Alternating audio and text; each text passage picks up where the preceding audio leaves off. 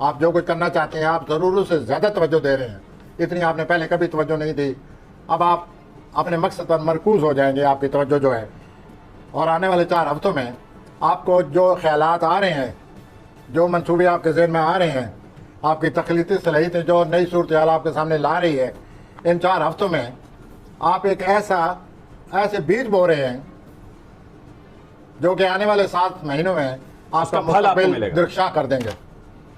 तो आप ये जो ख्याल आ रहे हैं जिनका आपने बीज बोना है इस हफ्ते, फोकस करें, सोचिए और फिर उसके मुताबिक प्लान कीजिए। बिल्कुल।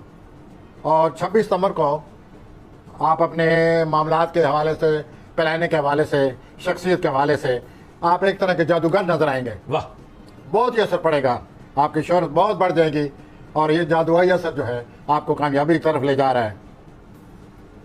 देखिए, आप वर्जिश और की तरफ भी थोड़ा सा तवज्जो दीजिए।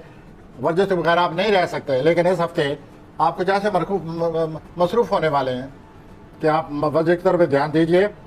और हफ्ते के जो बीच के दिन है, जो बुध जुमरात, आप बहुत ज़्यादा सरगर्म हो जाएंगे, आपकी शोहरत में बहुत ज़्यादा इजाफा होने वाला है। ठीक है।